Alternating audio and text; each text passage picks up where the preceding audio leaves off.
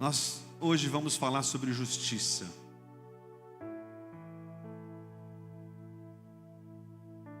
Fala comigo, justiça. Justiça. Justiça. Sempre que falamos de justiça, irmãos, e a Bárbara fez aqui para nós uma arte. Quando falamos de justiça, a gente lembra de uma balança.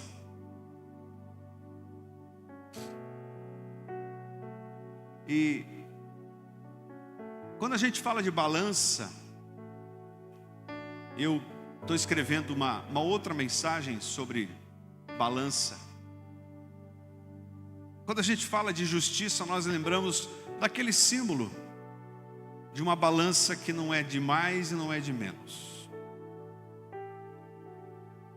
Uma balança que realmente pesa aquilo que é justo. E quando falamos de justiça de Deus, nós falamos de uma balança que também não pesa mais ou menos de um lado ou do outro, mas que tem aquilo que nós não conseguimos dar: amor. É muito fácil, é muito gostoso falarmos que Deus é amor, mas é sempre importante lembrar que além de ser amor, Deus também é justiça. E a justiça de Deus, ela está sempre acompanhada do amor de Deus.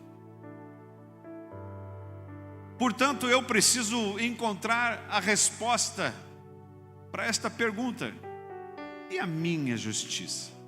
Onde ela está?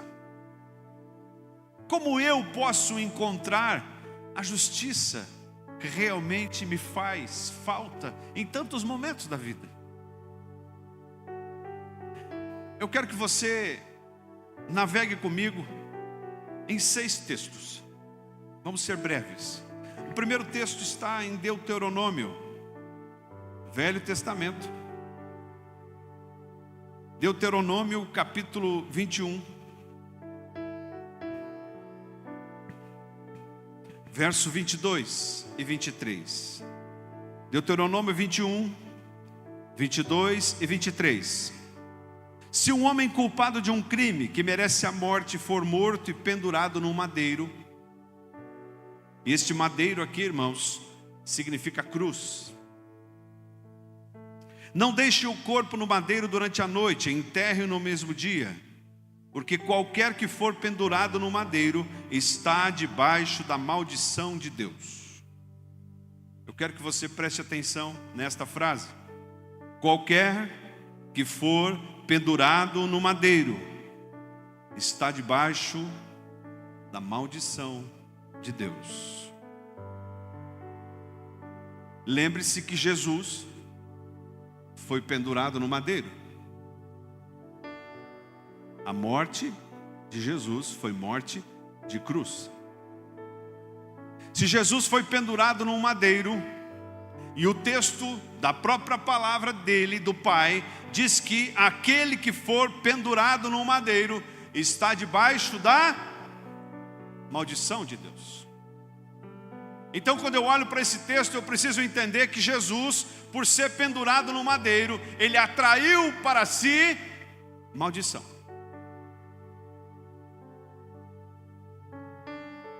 Mas não a maldição que ele merecia. Não a maldição por pecados que ele cometeu, irmão Paulo. Não a maldição porque ele foi um homem ruim, pecador, não. Ele atraiu para si a maldição que deveria ser nossa. Então ele se fez maldito. Fala comigo, ele se fez maldito. Jesus se fez maldito no meu lugar. Ele não era maldito, ele se fez maldito. Porque maldito é aquele que for pendurado no madeiro. Vá para o Evangelho de Mateus, no capítulo 6, um texto que nós conhecemos muito bem. Mateus capítulo 6. E nesse capítulo 6, Jesus vai falar da oração, ele fala do Pai Nosso, ele fala do jejum, ele fala dos tesouros no céu, mas ele fala também das preocupações da vida. E a partir do verso 25, quando ele vai falar das preocupações da vida, ele termina os conselhos no verso 33. Ele diz: busquem, pois, em primeiro lugar, o reino de Deus e a sua justiça,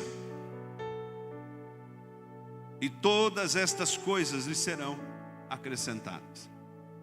Jesus estava aqui dizendo que se eu quero que aquilo que me faz falta seja a mim acrescentado, eu preciso buscar o reino de Deus e a justiça de Deus. Fala comigo, justiça de Deus. Ora, a justiça de Deus foi feita na cruz. A justiça de Deus foi feita diante de um homem que se fez maldito, mas não era. Então, Jesus, ele mesmo, que se fez maldito na cruz, ele diz: se eu quero que as minhas preocupações, se eu quero que a minha vida seja melhor, eu preciso buscar o reino de Deus, mas também a sua justiça. Amém? Você está conectando? Amém? Continue neste mesmo espírito. Vá lá, ainda para o Evangelho de Mateus, o capítulo é de 26. Capítulo de 26, verso 36. Mateus 26, 36. Então Jesus foi com seus discípulos para um lugar chamado Getsêmani. Fala comigo, Getsêmani. Se você tem a sua Bíblia e tem uma caneta, faz um círculo ao redor desta palavra Getsêmani. Então lhes disse: sentem-se aqui enquanto vou ali orar. Levou consigo Pedro e os 2 filhos de Zebedeu e começou a entristecer-se e a angustiar-se. Disse-lhes então: a minha alma está profundamente triste, numa tristeza mortal, fiquem aqui e vigiem comigo. Indo um pouco mais adiante, prostrou-se com o rosto em terra e orou: meu Pai, se for possível, afasta de mim esse cálice, contudo, não seja como eu quero, mas sim como tu queres. Depois voltou a seus discípulos e os encontrou dormindo, e disse: vocês não puderam vigiar comigo nem por 1 hora? Perguntou ele a Pedro: vigiem e orem, para que não caiam em tentação. O espírito está pronto, mas a carne é fraca. E retirou-se outra vez para orar e disse: meu Pai, se for possível afastar de mim este cálice sem que eu beba, faça-se a tua vontade. Quando voltou de novo, os encontrou dormindo, porque os seus olhos estavam pesados. Então os deixou novamente e orou pela 3ª vez, dizendo as mesmas palavras. Depois voltou os discípulos e disse: vocês ainda dormem e descansam? Chegou a hora, eis que o Filho do Homem está sendo entregue nas mãos dos pecadores. Fala comigo, Getsêmani. De novo, Getsêmani. Evangelho de João, capítulo 19. João, Evangelho de João, capítulo 19, verso 1 em diante. Então Pilatos mandou açoitar Jesus. Os soldados teceram uma coroa de espinho e puseram na sua cabeça. Vestiram-no com uma capa de púrpura. E chegando-se a ele diziam: salve, rei dos judeus! E batiam-lhe no rosto. Mais uma vez Pilatos saiu e disse aos judeus: vejam, eu estou trazendo a vocês, para que saibam que não acho nele motivo algum de acusação.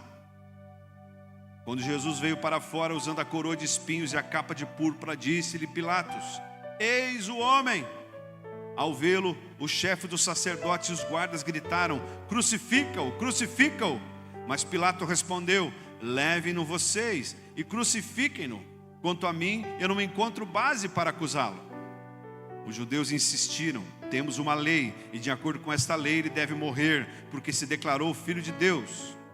Ao ouvir isso, Pilatos ficou ainda mais amedrontado e voltou para dentro do palácio. Então perguntou a Jesus: de onde você vem? Mas Jesus não lhe deu resposta. Você nega-se a falar comigo, disse Pilatos. Você não sabe que eu tenho autoridade para libertá-lo e para crucificá-lo? Jesus respondeu: não teria autoridade sobre mim se esta não fosse te dada de cima. Por isso aquele que me entregou a ti é culpado de um pecado maior. Daí em diante Pilatos procurou libertar Jesus, mas os judeus gritavam: se deixares esse homem livre, não és amigo de César, porque ele se diz rei e opõe-se a César. Ao ouvir isso, Pilatos trouxe Jesus para fora e sentou-se na cadeira de juiz, num lugar conhecido como pavimento de pedra, que em aramaico é Gábata. Fala comigo, Gábata. De novo, Gábata. Era o dia da preparação da semana da Páscoa, por volta das 6 horas da manhã. Eis o rei de vocês, disse Pilatos aos judeus. Mas eles gritaram: não, mata-o, mata-o, crucifica-o. Devo crucificar o rei de vocês? Perguntou Pilatos. Não temos um rei senão César, responderam os chefes dos sacerdotes. Finalmente Pilatos entregou a eles para ser crucificado. Repita comigo, Gábata. Verso 17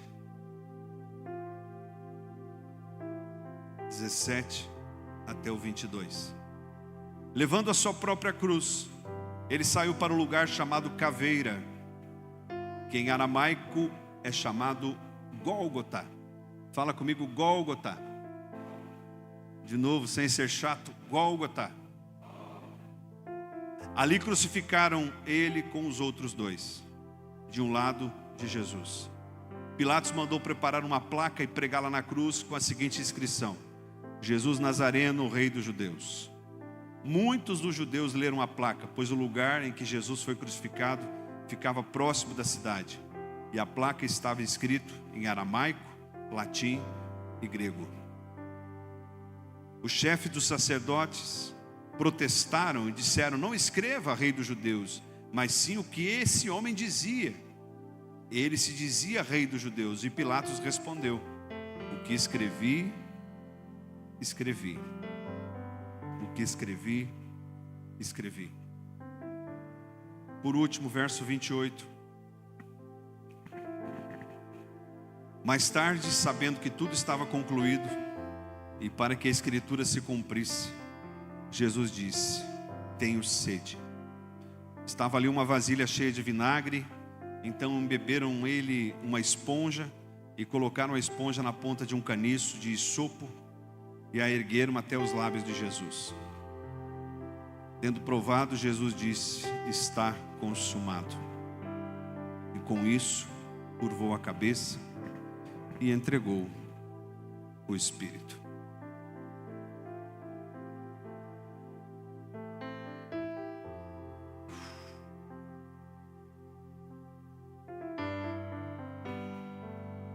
Se você quiser, fecha a tua Bíblia um pouquinho. Pode fechar.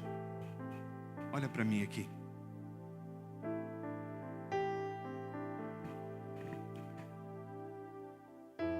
Eu poderia nesta noite falar com vocês até madrugada.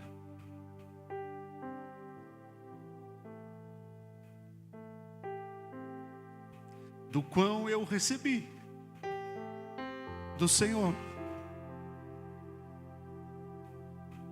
Eu sofri no dia de hoje. Talvez a gente não termine hoje, mas eu quero que você medite comigo em 3 lugares. 3 lugares que desenham a justiça. A Bíblia diz que o julgamento de Jesus, eu sei que temos aqui bacharéis em direito, advogados, ou mesmo que você um dia se interessou por estudar. Em todo julgamento, de fato que observa, existe aquele que acusa, existe aquele que defende, existe aquele que julga. Se formos olhar para um modelo de justiça brasileira, o Ministério Público, o promotor vai acusar, o advogado vai defender e o juiz vai julgar. Quando olhamos para a justiça de Deus, quando olhamos para o modelo aplicado por Deus na morte de Jesus, irmão Álvaro, nós precisamos compreender que este modelo de justiça, ele precisa fazer parte da minha vida todos os dias. Veja, hoje, nós vamos celebrar a ceia aqui, nós vamos comer um pedacinho de pão e vamos beber um cálice. Nós vamos lembrar do dia em que Jesus conclui, do dia em que Jesus carrega, do dia em que Jesus vive a sentença. Mas essa sentença, que foi a morte de cruz, a maldição de um homem inocente pendurado no madeiro, ela passa por 3 instâncias. E a primeira instância chama-se Getsemane. Fala comigo, Getsemane. Ora, a palavra Getsemane significa prensa. Alguns evangelhos dizem que aquele lugar era um olival. E neste olival, ou seja, onde tinham várias plantações de oliveira, ali existia também uma prensa. E como você sabe, a oliveira produz a azeitona, e a azeitona, quando é prensada, ela produz o azeite. Então Jesus, quando sai, ele institui, ele celebra a última Páscoa, e ele institui a ceia, ele sai dali, e ele diz para os discípulos: vem comigo para orar. E ele sai dali, irmão Jair, e ele vai para esse lugar chamado Getsemane. E ali ele olha para o céu, e ele abre o seu coração, porque ali ele estava sendo exprimido como homem. Jesus, ele é sincero. Ele é sincero com Ele mesmo, Ele é sincero com o céu, Ele é sincero com aqueles que deveriam estar ouvindo, mas estavam dormindo. Ele é sincero e Ele diz: Pai, se for possível, passa de mim, arruma outro jeito. Você sabe, irmão, que eu vejo esse texto e eu reinterpreto Jesus dizendo: Pai, eu não sou maldito. Pai, eu não sou maldito para ir parar no madeiro. O Evangelho de Lucas diz que ele suava sangue. E a medicina fala que este sintoma chama-se hematidrose. Ou seja, é algo que acontece quando uma pessoa está passando por um momento de extremo estresse. Os pequenos vasos começam a se dilatar e eles se misturam com o suor. Você tem ideia do que sentiu Jesus no Getsemane? Ele estava lá sendo espremido, ele estava sendo esmagado, ele estava sendo moído. E ali começava a justiça de Deus. O Getsemane, irmãos, não é ainda o lugar da humilhação. O Getsemane é o lugar de decisão. O Getsemane é um lugar de confissão. O Getsemane é um lugar de dizer: Pai, este sou eu. Eu sou esse. Eu sou aquele que sabe que o Senhor me mandou. Só que eu não estou querendo ir. Só que eu quero dizer para o Senhor que eu não quero que a minha vontade prevaleça. Eu quero que a tua vontade prevaleça. Irmão, para você falar isso, você é esmagado. Porque se tem uma coisa boa, irmã Daiane, é quando a gente consegue que Deus faz a nossa vontade. Se tem uma coisa boa, é mandar e ser obedecido. Se tem uma coisa boa, é ser servido. É bom. Agora, quando a gente não faz aquilo que quer, quando a gente não é servido, e quando principalmente a gente é acusado de coisas que de fato não somos, nós começamos a ser espremidos. Esse é o Getsemane. Eu não sei você, mas o cristão vive o Getsemane todo dia. E se você não vive o teu Getsemane todo dia, tem coisa errada. E o Getsemane, às vezes, irmãos, ele não precisa ser representado por um lugar difícil. O Getsemane talvez não seja uma prisão, talvez seja a tua casa, teu casamento.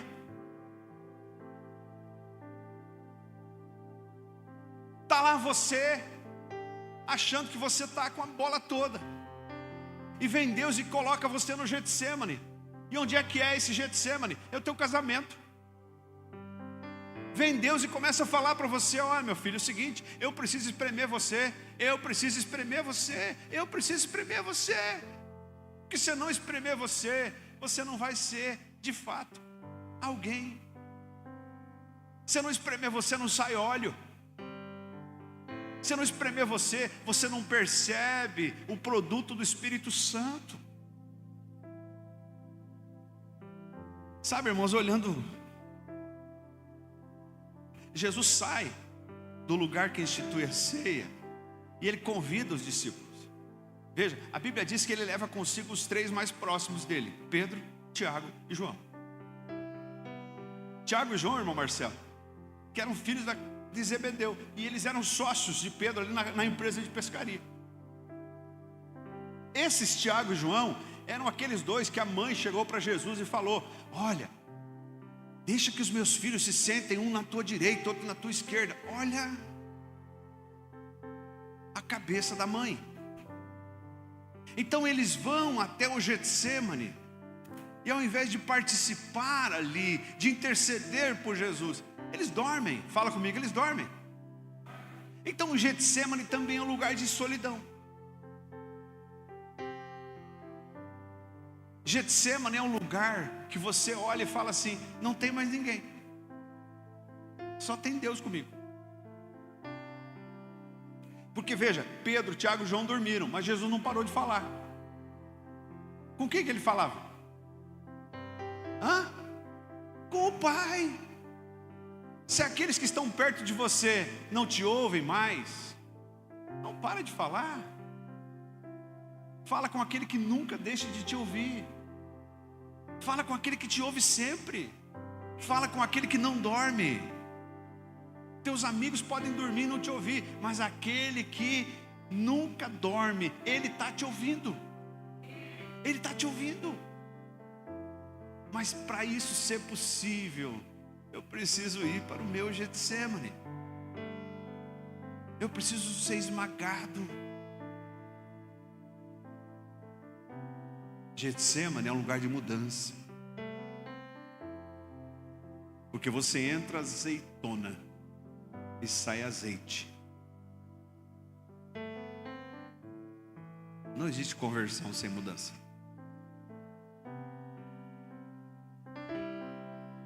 E essa mudança não é exterior, é interior.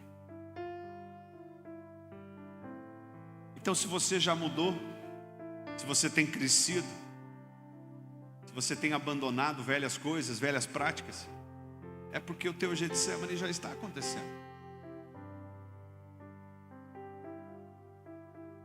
Mas Jesus sai dali amarrado. Fala comigo, amarrado.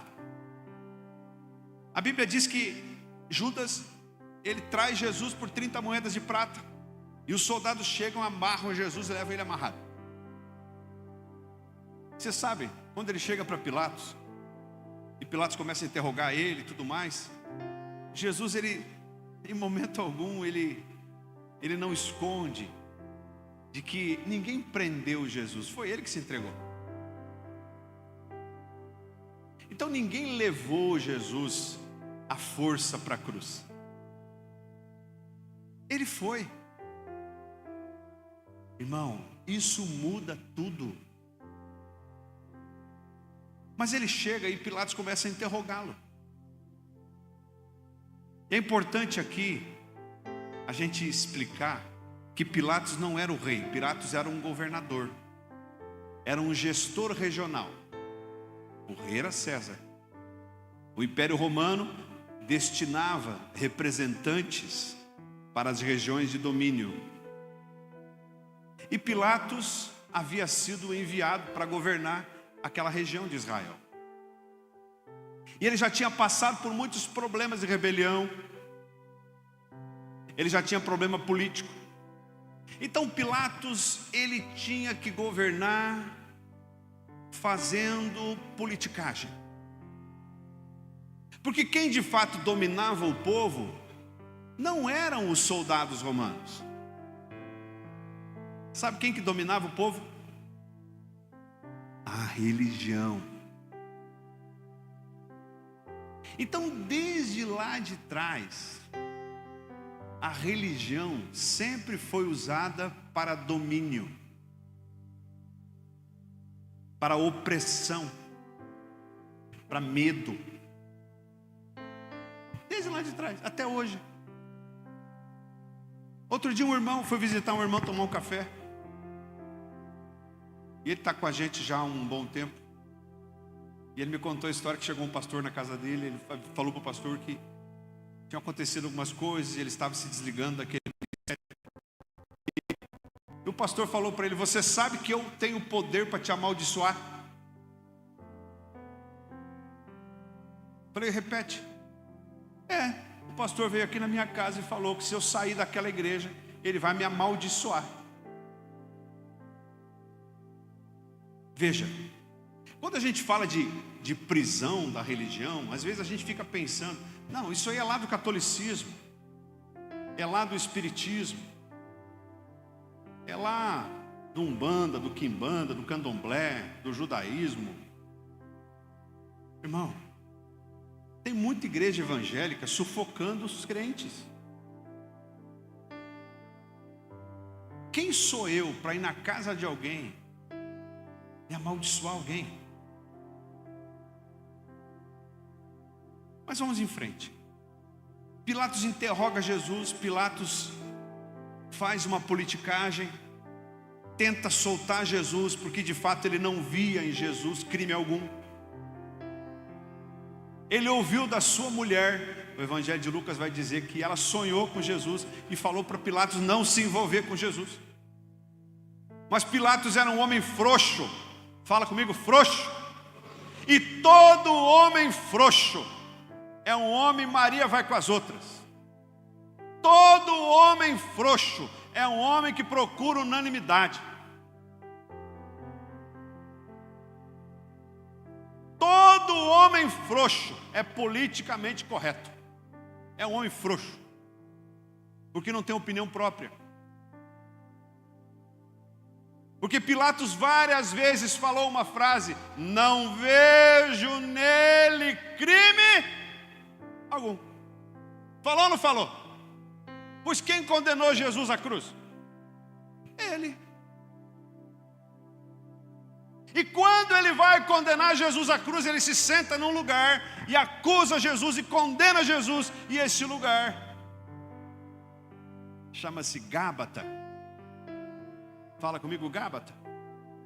Gábata era um pavimento de pedra. Um lugar alto, ficava numa varanda, na parte alta. E eu posso imaginar que esse lugar fosse um lugar pomposo.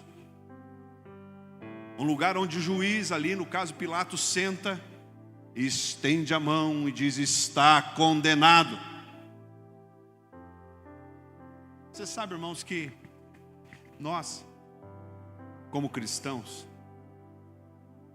muitas vezes ficamos em dois lugares: sentado na Gábata, fazendo justiça. Este vai para o inferno, este vai para o céu, este vai para o inferno, este vai para o céu, este não vale nada, este é um homem bom.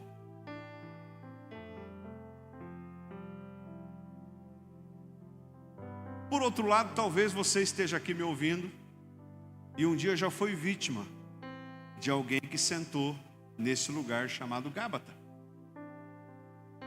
Então todo aquele que se assenta para julgar, ele se assenta no Gábata. E se eu, cristão, busco a minha justiça por meio de um lugar chamado Gábata, eu não estou no caminho correto. Porque o meu juiz não se assenta no Gábata. O meu juiz me espreme no Getsêmani. O meu juiz não me acusa. É o que diz a palavra. O que me acusa é a minha consciência, os meus pecados. O acusador senta-se no Gábata. Mas aquele que paga o preço, aquele que salva, aquele que se faz maldito no meu lugar, não é aquele que se senta no Gábata, é aquele que está lá no Getsêmani, me oferecendo a oportunidade de ser exprimido.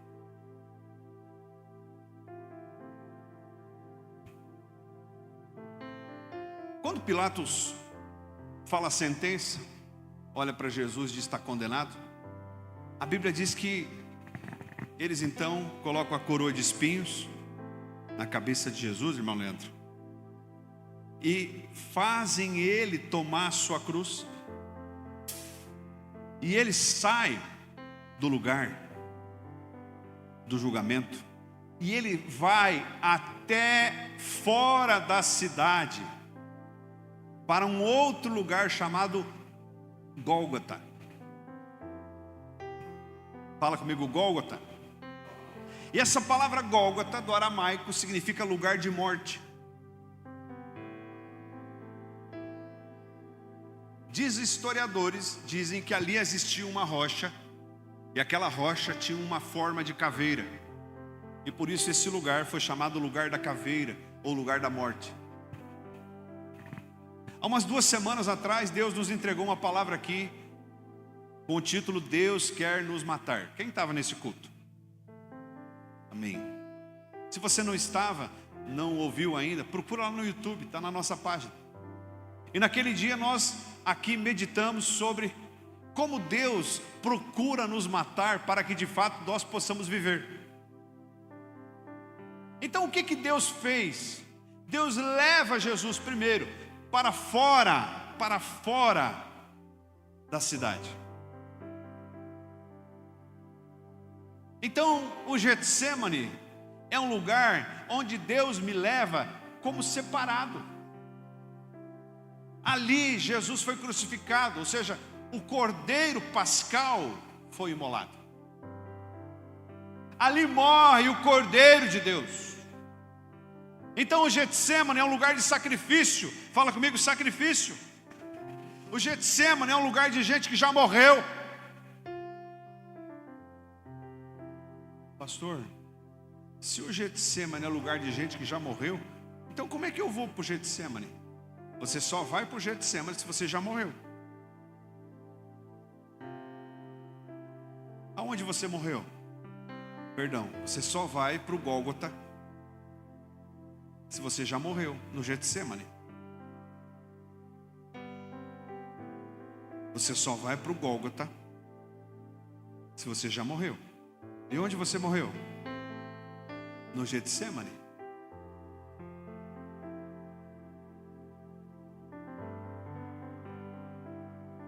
O Gólgota, o lugar da caveira, É um lugar de entregar a cruz. Veja, Jesus ele pega a cruz. Onde ele recebe a cruz? Ele recebe no Gábata. Mas ele é condenado à cruz no Getsêmani. E ele não solta a cruz antes de chegar aonde? No lugar da morte. Ele mesmo diz: se alguém quiser vir após mim, tome a sua e me... Opa, então, se Jesus falou, tome a sua cruz e me siga, eu estou no Getsêmani. Jesus começa a caminhar. Quem está vindo atrás dele? Fala comigo, eu.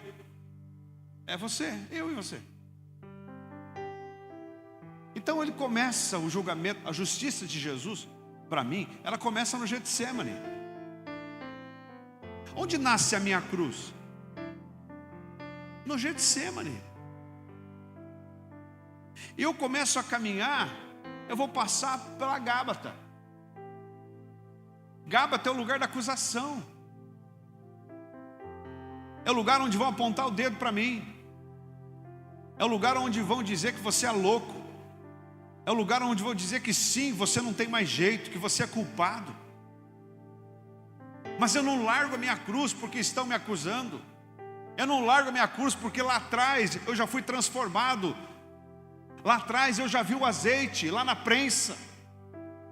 E eu levo a minha cruz até o lugar da morte, até o Gólgota. Ali é o lugar que eu vou entregar a minha cruz. Irmãos, às vezes nós esquecemos que o choro só será enxugado quando estivermos com Ele. Lembra da música que o Ministério de Louvor cantou agora? Dá para cantar? Não haverá? Não há. Senão eu canto. Melhor não, né? Essa música diz que haverá um dia em que não haverá choro, não haverá pranto, não haverá tristeza. Quando esse dia chegar, eu não vou mais estar com a cruz. Mas eu não posso soltar ela antes. Porque quando eu estive no Getsêmani, eu fui esmagado, eu recebi a cruz. Jesus não largou a cruz enquanto ele não chegou no Gólgota.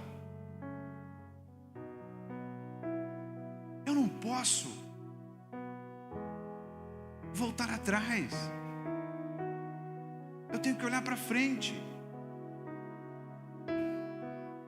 Deus começou uma obra na tua vida. Ele começou uma obra na tua vida, irmão Mariano, Marua.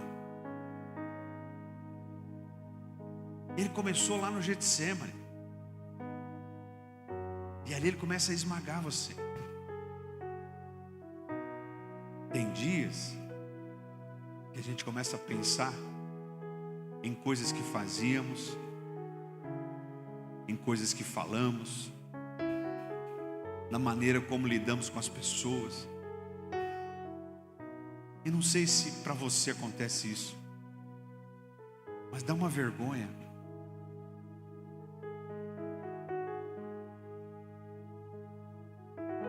Sabe, irmãos, a gente viajou agora há poucos dias e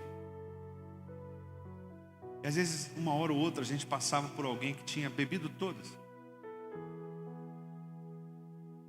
Quando a gente chegou no primeiro dia, veio um senhor, me encontrou na garagem do prédio. Ele estava voltando da praia. Ele estava a língua meio dura, não estava falando coisa com coisa. Ali Deus já começou a falar comigo. Aí eu falei: Pai, o Senhor me tirou desse lugar.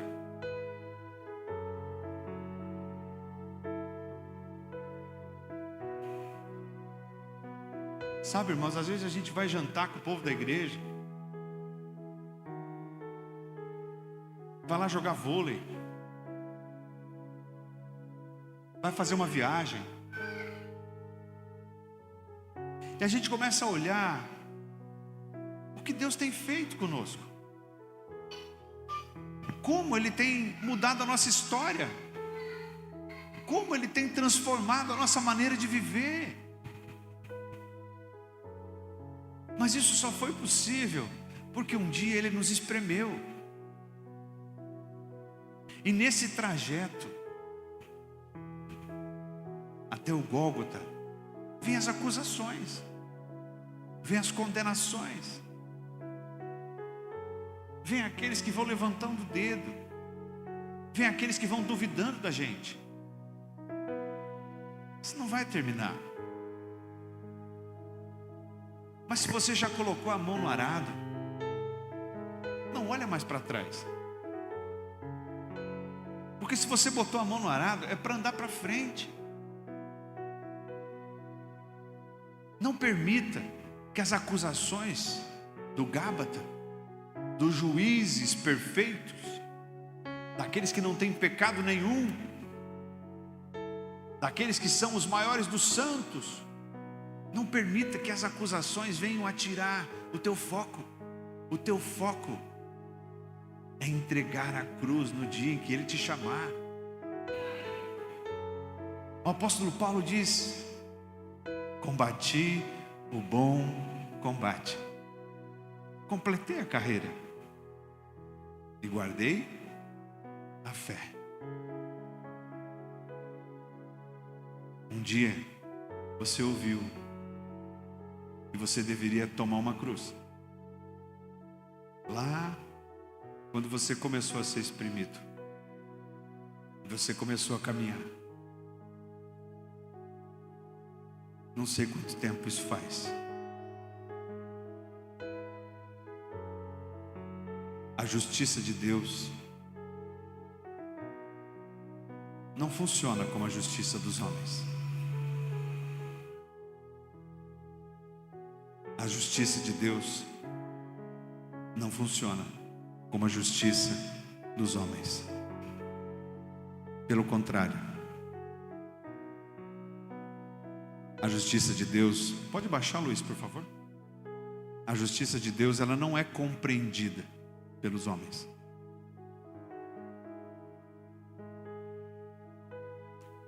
Antes da Maju cantar,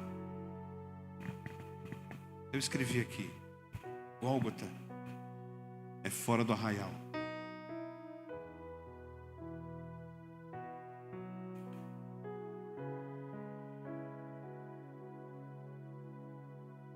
E às vezes é preciso sair mesmo. Às vezes é preciso se desligar. Observe quem está ao seu redor. Observe quais são as vozes que têm influenciado você.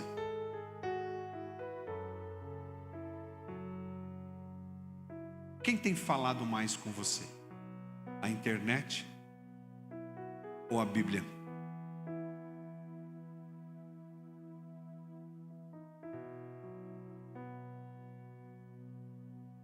Gólgota é um lugar de sacrifício, de morte, de humilhação, de escárnio, de exposição, mas também é um lugar de perdão, é um lugar de entrega.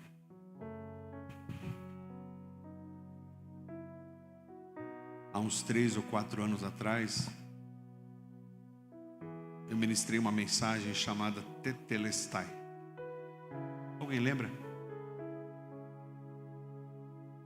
A palavra Tetelestai, Jesus diz, quando Ele diz tenho sede, eles pegam uma vara, molham uma esponja no vinagre e dão para Jesus.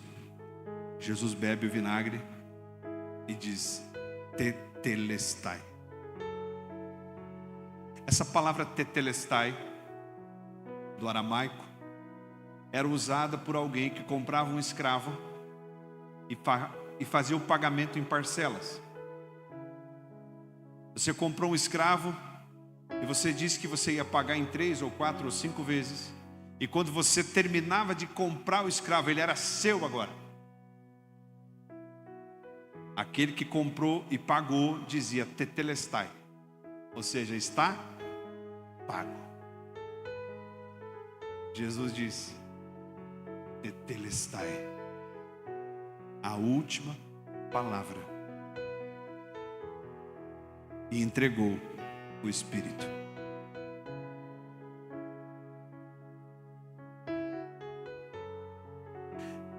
O Evangelho de Mateus diz que em determinado momento Jesus estava na cruz e ele disse: Pai, por que me abandonaste?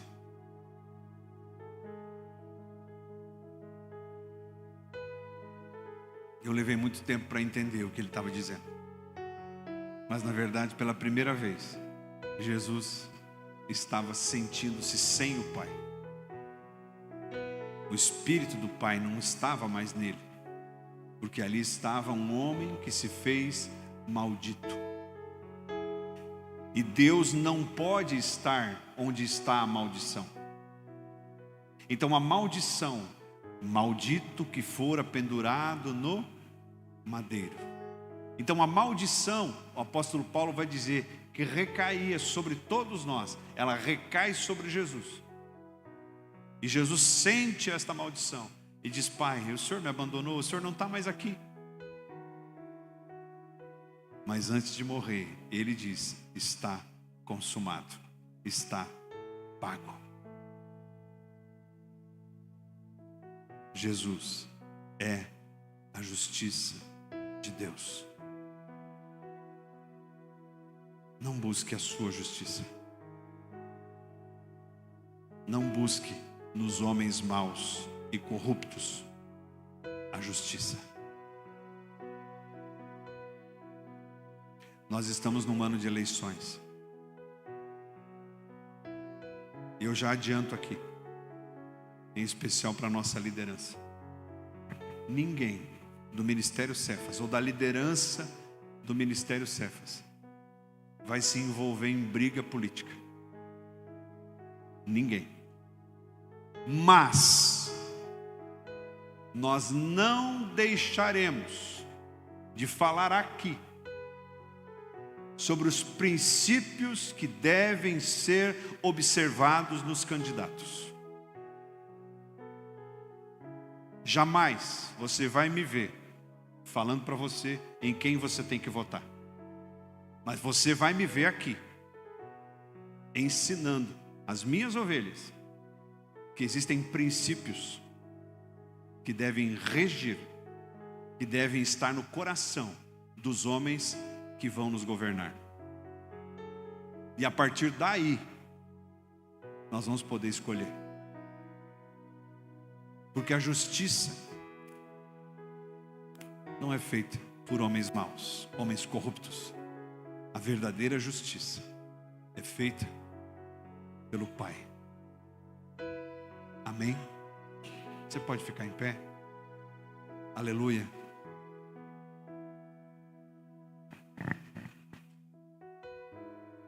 Se você puder, feche teus olhos por um instante. Nós ainda não vamos terminar, mas feche os olhos um pouquinho.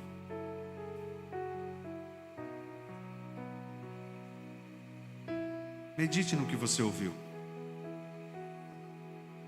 Deixa Deus falar um pouquinho com você. Jesus diz: e quem não toma a sua cruz e não me segue, não é digno de mim. Quem acha a sua vida, a perderá. E quem perde a sua vida por minha causa, a encontrará.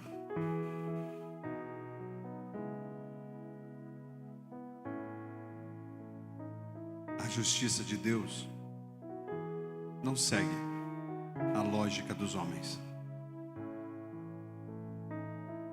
Não tente encontrar as coisas de Deus nas coisas dos homens. Não tente encontrar a justiça de Deus fazendo justiça sentado no lugar chamado Gábata. A justiça de Deus só vai ser possível de ser encontrada se você já passou pelo Getsemane.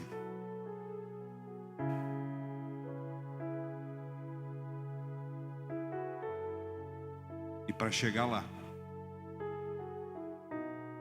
ninguém deve te arrastar. Ninguém deve te obrigar. Ninguém deve te coagir. Para chegar no Getsemane, eu e você precisamos decidir. Decidir. Você quer? Você quer ir para um lugar onde não serão feitas as tuas vontades, mas a do Pai? Você quer ir para um lugar onde você não terá a última voz, mas é Ele que terá? Você quer ir para um lugar onde nem todas as tuas orações serão respondidas, assim como a oração de Jesus não foi? Esse lugar é o Getsemane. Vamos para lá juntos. Vamos carregar essa cruz juntos.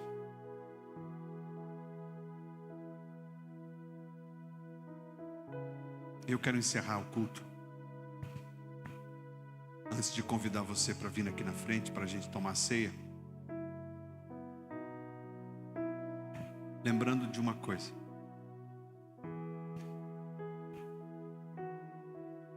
O Evangelho de Mateus diz que Jesus foi levado pelo Espírito ao deserto.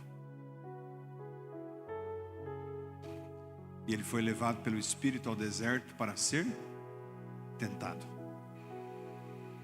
E o inimigo tentou Jesus de várias maneiras. Inclusive começou oferecendo pão porque ele estava com fome. E Jesus em todos os momentos disse: não. Eu tenho um compromisso com aquele que me enviou. Quando eu e você somos tentados, o nosso papel como cristão é dizer: não, eu tenho um compromisso.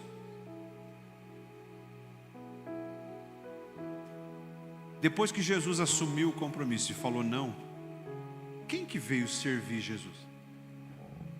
Os anjos. Jesus foi morto, mas ele não está morto.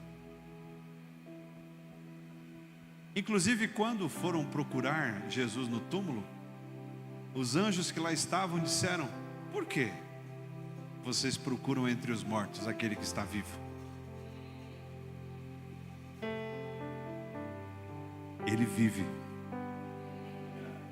A justiça de Deus foi feita e ela está à disposição minha e sua. Tome a sua cruz, aceite o Getsemane e vamos rumo ao lugar onde vamos entregar essa cruz.